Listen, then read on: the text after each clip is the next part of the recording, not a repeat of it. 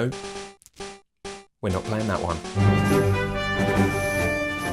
More people played Pokemon Go this May than at any point since the game's launch in July 2016. With the recent updates that have just come through that allow players to add friends, trade Pokemon and catch new monsters, I expect these numbers to keep on rising. As an artist who loves all things contemporary, I'm a big fan of Pokemon Go. When it first released, I'll admit it, I got caught up in the Electabuzz. Thank you, I'm here a week. And even though I disappeared from the game for a while, I came back to it a few months ago and got completely hooked all over again. I noticed that since I'd left, lots of features had popped up.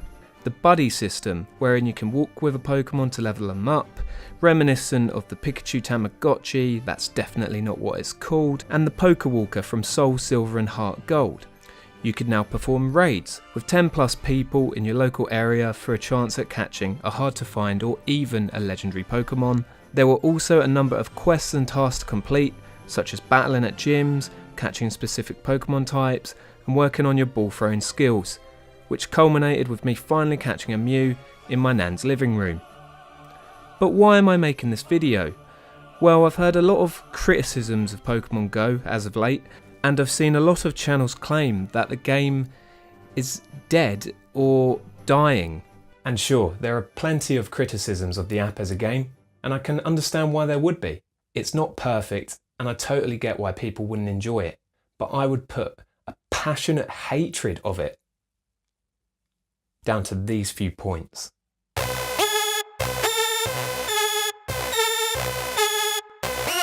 I've played Pokemon Go in areas where, let's just say, there's been more life in one of my art exhibitions, and that is actually pretty tragic. The game is not fun when it is like this, because there is literally nothing to do. The solution? Actually make a trip to go somewhere where there is stuff going on. That is the point of the game. I've mentioned raids are a feature that were added a long time ago now that require multiple players to really enjoy. When I was walking through central London the other day, I was by myself. I bumped into a group of what must have been 11 people playing the game, trying to catch a legendary Pokemon. It was really funny because a lot of them were older than me, businessmen who appeared to be on their lunch break, and we all teamed up together.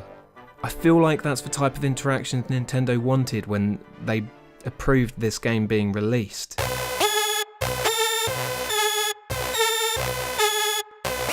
Let's Go Pikachu and Let's Go Eevee were recently announced for the Nintendo Switch. It's obvious that these games wouldn't exist if not for Pokemon Go. I wasn't expecting this, and I was pretty disappointed thinking that Nintendo was offering this as a mainline Pokemon game, but at the same time, Nintendo also announced that a mainline title was coming a year after this title.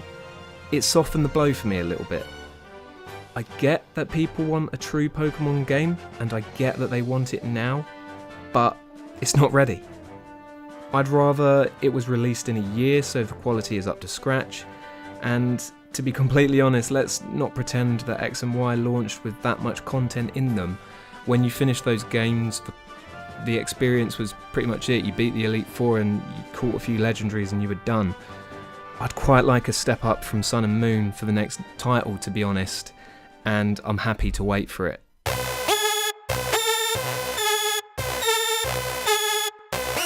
No, this is not the same game that was on your Game Boy.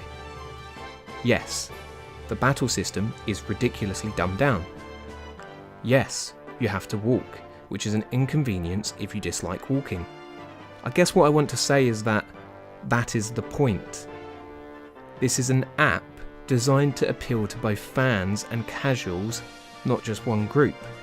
If the game had the depth of the Game Boy game, gameplay-wise, who would buy the next titles? As far as being a free-to-play game goes, there's a surprising amount of content in Pokemon Go. The battle system is dumbed down and it's simplistic, and I get that people may not like that, but the reality is the game works at a fast pace, and if I'm playing a mobile game, I appreciate being able to do things quickly if I'm playing it on a commute to work. That's not really possible with a mainline Pokemon game unless you're on a long extended journey, and believe me, I've tried it. I've had an emulator on my phone and I've had a 3DS. There are also, unbelievably, a demographic of people that enjoy walking. I think realistically, the hatred for Pokemon Go is a vocal minority in comparison to the amount of players still enjoying the app. And while I would much rather play an actual Pokemon title, I'm happy to enjoy this for what it is. A fun spin-off distraction that I can play with friends and not put that much thought into. But if I want to, and if you want to, dive into the online world and look at the game and its deeper mechanics, there's actually a lot more to do. There are raiding groups you can meet up with online, the Pokemon have deeper stats, like in the mainline games such as IVs and EVs, to worry about, and there's plenty of opportunities to make friends and catch cool, shiny Pokemon out and about in the real world.